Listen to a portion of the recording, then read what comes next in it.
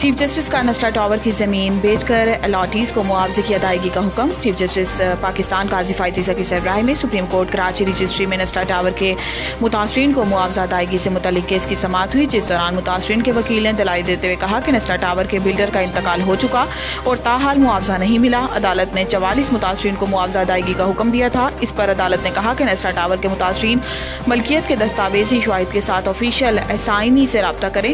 عدالت نے نسلا ٹاور کے پلاٹ کی مارکیٹ ویلیو سے متعلق بھی رپورٹ پیش کرنے کی ہدایت کی اور نسلا ٹاور کی زمین فروخت کا اشتہار شائع کرانے کا حکم دیا۔ عدالت نے نسلا ٹاور کی زمین بیچ کر الاٹیز کو معاوضہ ادا کرنے کا حکم دیتے ہوئے کہا ہے کہ نیلامی میں آنے والی بولی کی بھی رپورٹ عدالت میں پیش کی جائے۔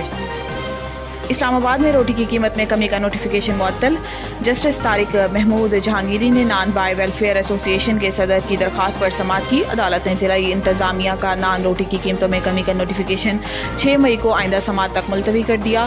ڈسٹرکٹ انتظامیہ کے نمائندے نے بتایا کہ قانون میں ترمیم کر کے ڈی سی اوز کو قیمت کے تعین کا اختیار دیا گیا ہے۔ نان بھائیوں کے وکیل بیرسٹر عمر اعجاز گرانی نے دلائل دیے کہ آٹا یہاں مہنگا اور کرایہ بھی زیادہ ہے، کنٹرولر جنرل کے پاور سیکشن 3 کے تحت نہیں ہے۔ جسٹس طارق محمود جہانگیری نے کہا ہے کہ کیا تندور والوں سے پوچھا کہ آٹا کتنے کا آ رہا ہے یا بس لوگوں کو خوش کرنے کے لیے آرڈر جاری کر دیا۔ عدالت نے آئندہ سماعت تک نوٹیفیکیشن معطل کرتے ہوئے فریقین سے تفصیلی جواب طلب کر لیا اور سماعت 6 مئی تک ملتوی کر دی۔ ہمارے خدشات ہیں، شب بارات پر بشرا بی بی کے کھانے میں زہر ملایا گیا۔ بشرا بی بی کی ترجمان مشال یوسفزئی نے کہا ہے کہ ہمارے خدشات ہیں کہ شب بارات پر بشرا بی بی کے کھانے میں زہر ملایا گیا۔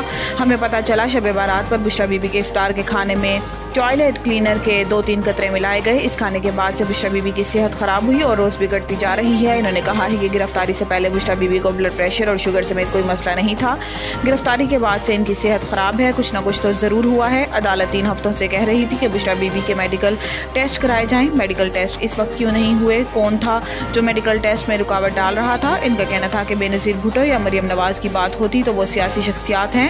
بشرا بی بی سیاسی شخصیت نہیں، گھریلو خاتون ہیں۔ ان کو اس لیے نشانہ بنایا گیا کہ وہ بانی پی ٹی آئی کی اہلیہ ہیں۔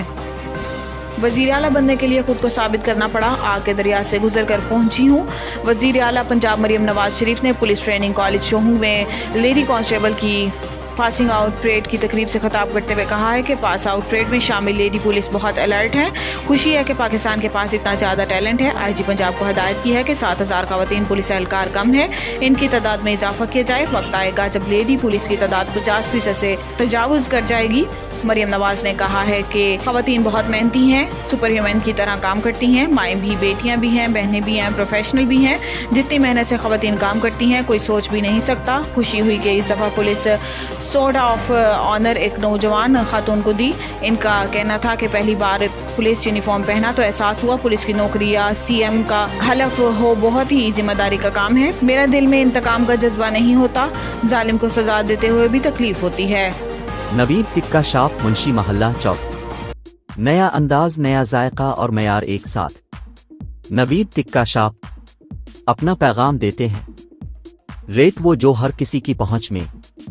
نوید ٹکا شاپ کی نئی آئٹم میں فش ٹکا، چکن پکوڑا، سجی چکن ٹکی، آلو چکن ٹکی، شامی کباب، بہترین اور صاف ستھرا ماحول، ذائقے دار بہترین کھانوں کا مرکز، ایک بار ضرور آزمائیں۔